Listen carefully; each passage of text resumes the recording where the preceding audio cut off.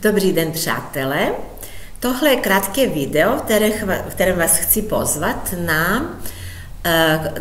na ten kurz, který bude Změna kódu, změna percepce. Náš další kurz bude 7. a 8. června v Praze, v Maitreji, jako většina mých kurzů, asi to víte.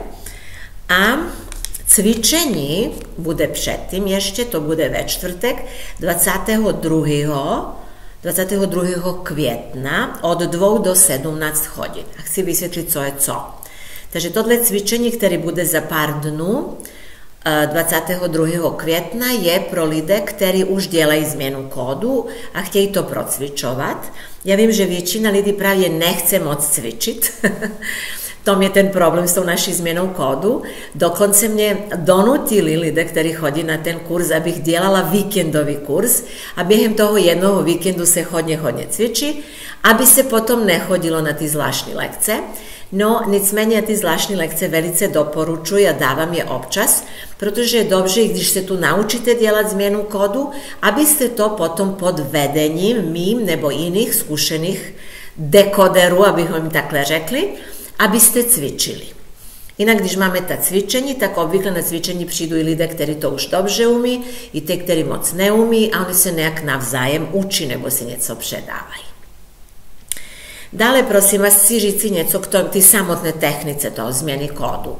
Změnu kódu jsem začala dělat spontánně, prostě jsem se naučila dělat theta healing jednu dobu a potom jsem do toho spontánně, než bych to vědomě řídila nějak, začala přidávat trošku jiný pohled, než mě učili.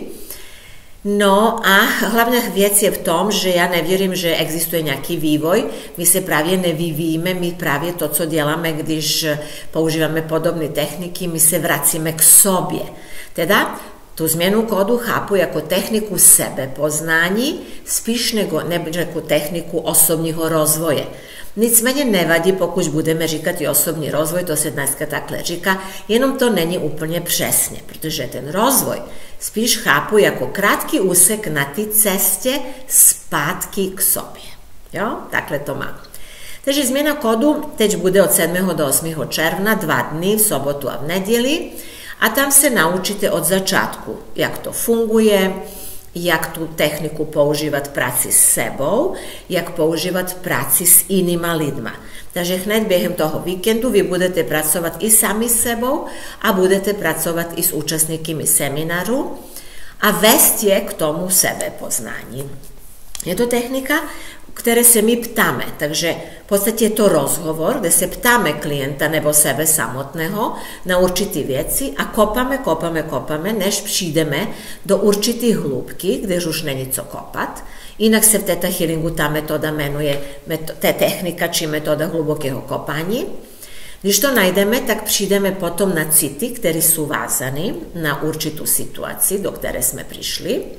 City používáme jako ultrazvuk. Ultrazvuční city nás přivedou, já tomu říkám ultrazvuk. Jo, city nás přivedou do nějaké situací v dětství nebo i do minulých inkarnací, kde se to poprvé objevilo, ten určitý vzor. A když odhalíme, proč je ten vzor v nás, tak jsme schopni i odhalit, čemu nám slouží, jak se ho můžeme zbavit, jak ho můžete zlepšit, zda ho vůbec ještě potřebujeme, čím ho můžeme nahradit a tak dále. Takhle probíhá výměna programu. Vím, že teď to vypadá možná zvlášť, takhle, když vám říkám, ale ono přesně to tak nějaký je. Můžeme samozřejmě tomu říkat programy, presvědčení, kódy, jak budete chtít, ale jde o to, že přijdeme na to, co v sobě máme, což jsme třeba i věděli, že máme, nebo jsme tušili, že máme, ale nikdy jsme úplně to nepřijali a rozhodně jsme nikdy nechtěli to rozklíčovat. Že na to přijdeme a tohle nějakým způsobem, který my tady máme, vyměníme. Jak je to ten náš způsob? No to je v podstatě jenom ta představa. My, když měníme ty kódy či programy, my prostě člověku řekneme, představte si to jinak. A teď ho necháme, aby volně, to volnou imaginací vymýšlel jinou situaci. Jinak Carl Gustav Jung taky používal tu volnou imaginaci. V podstatě i tohle máme v té naší technice. No a to se postupně takhle odehrává člověkem vnitřně, představujeme si, jak si mění programy, které jsou vázané na danou situaci a trošku se posune. Když si vymieníme jeden ten program či kód, nezmieníme pravdepodobne celý svůj život. Ale když to budeme dělat postupně, a zvlášť to teď můžu lidé, kteří chodí na ten kurz a naučí se používat tu techniku, takže když se to opakuje, tak už můžeme dosáhnout hodně, už můžeme sebe znát lépe a v podstatě tím, že přijímáme sebe takové, jaký jsme, nechci říct, že se měníme, spíš přijímáme sebe takové, jaký jsme, tak tím v podstatě měníme svoji percepci, svoje vnímání sebe samotných, vlastního života a třeba i jiných lidech. Takže takhle to nějak funguje, já vás moc vítám v červnu a ty, kteří se učí a kteří už to praktikují, prosím přijďte 22. ve čtvrtek do Maitreji, budeme tady cvičit a vysvětlovat si, co děláme správně, co děláme nesprávně, co ještě můžeme zlepšit a tak dále a tak dále. Tak na všechny se moc těším. A ještě chci říci, že jsem nedávno byla v Bratislave a tam lidé také projevili o zájem o tu metodu změna kódu a je velká pravděpodobnost, že půjdu do Bratislavy učit. Tak kdybyste měli zájem, můžete mi, a jste třeba ze Slovenska nebo Bratislavu máte nějak blízko, tak můžete mi napsat, já si vás dám na seznam lidí a budu vás informovat o tom, pokud se rozhodnu tuto metodu učit i v Bratislavě.